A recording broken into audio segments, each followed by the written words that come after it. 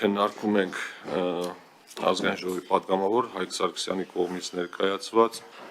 խաղային գործունեության կարգավորման մասին օրենքում լրացումներ եւ փոփոխություններ կատարելու մասին, շահումով խաղերի, ինտերնետ շահումով խաղերի եւ խաղատների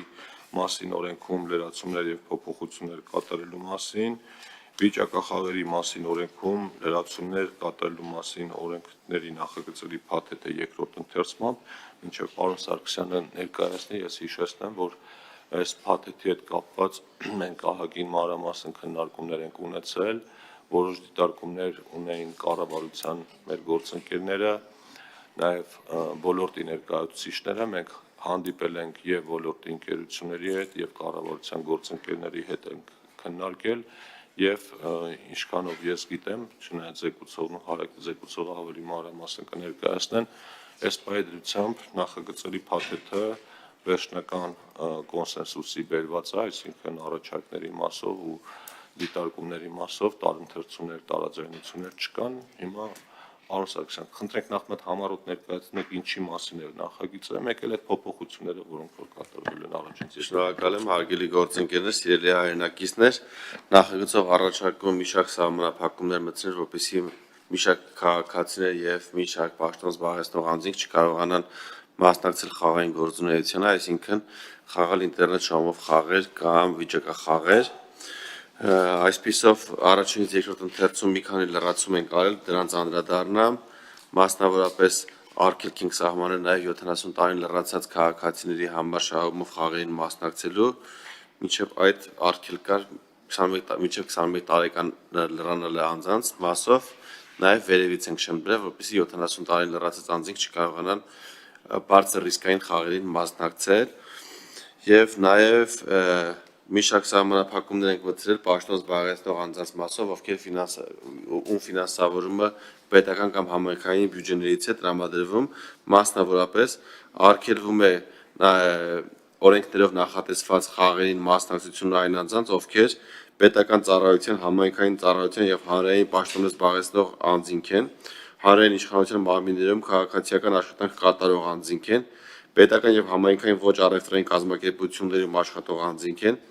պետության կողմից հիմնադրված հիմնարկներում աշխատող անձինք են, 50% եւ ավել պետական մասնակցությամբ ընկերությունների աշխատակիցներ են, կենտրոնական բանկի աշխատակիցներ են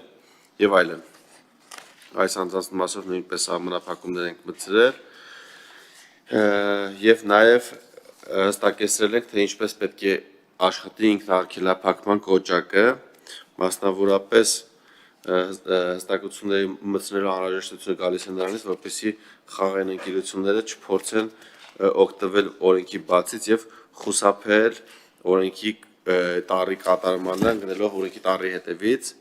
մասնավորապես նշվում է, որ խաղային ինտերակտիվ հարթակներով քաղաքացու կողմից ինքնաարգելափակման միջոցը կոճակը կիրառելու դեպքում սույն հոդվածով առաջին մասով սահմանված դիմումը համարվում է ներկայացված եւ նաեւ բացում ենք, թե դա ինչպես պետք է տեղի ունենա։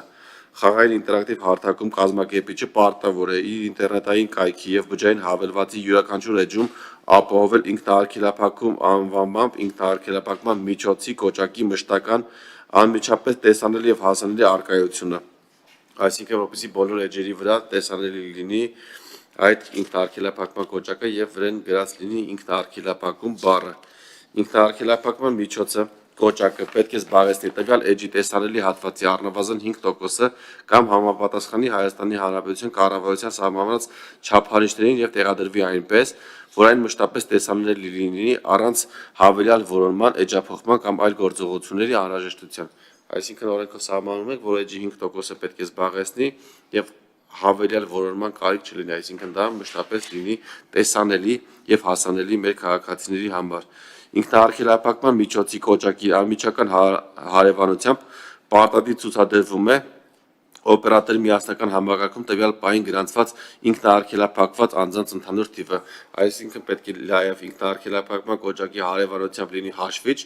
որտեղ գրված կլինի, թե քանի քաղաքացի է ինքնաարգելափակման միջոցից օգտվել։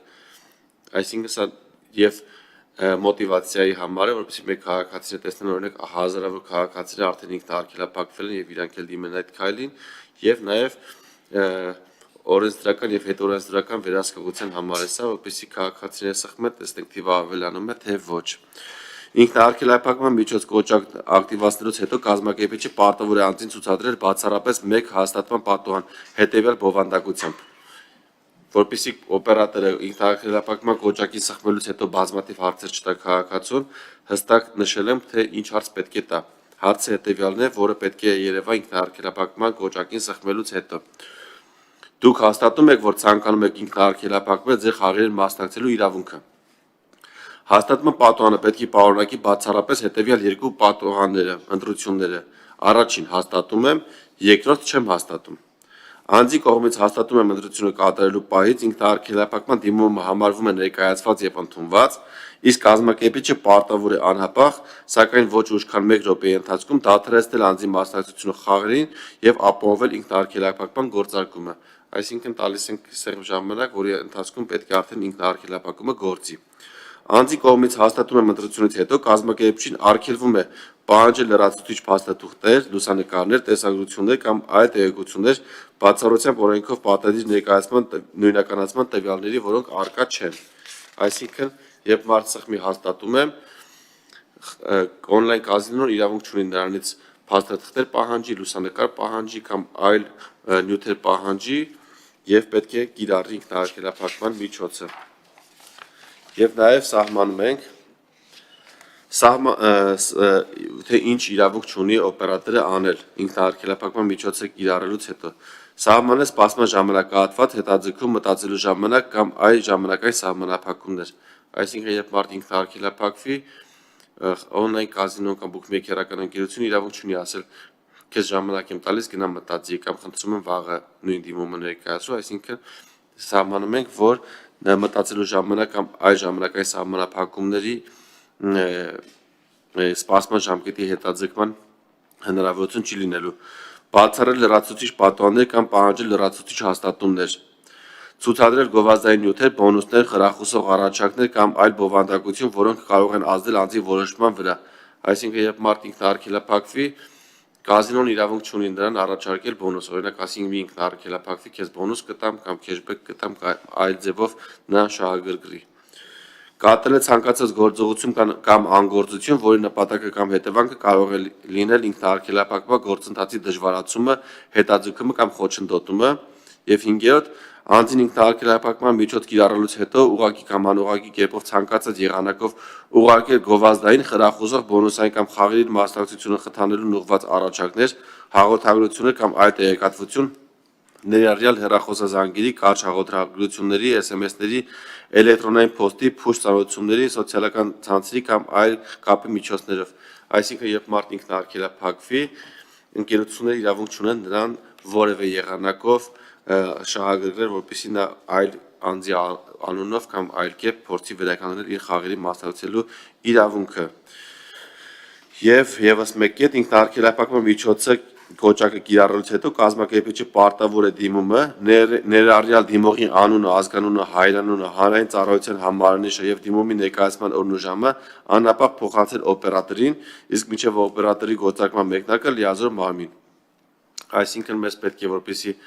այս խաղային ընկերությունը որտեղ ինքնաարգելափակվի քաղաքացին, տվյալները փոխանցի պետական մարմիններին, որպեսզի դրանք փոխանցվեն մյուս 3 խաղային օպերատորներին, որպեսզի նրանք նույնպես արգելափակեն տվյալ անձի մասնակցությունը խաղերին։ Թերևս սրանք են հիմնական փոփոխությունները եւ մի շարք այլ առաջարկներ կառավարությունը ներկայացրել է, որոնք ես ընդունել եմ բոլորը եւ խնդրում եմ առաջարկում կողմ քվեարկել։ Շնորհակալ եմ, եթե կան հարցեր, սիրով կպատասխանեմ։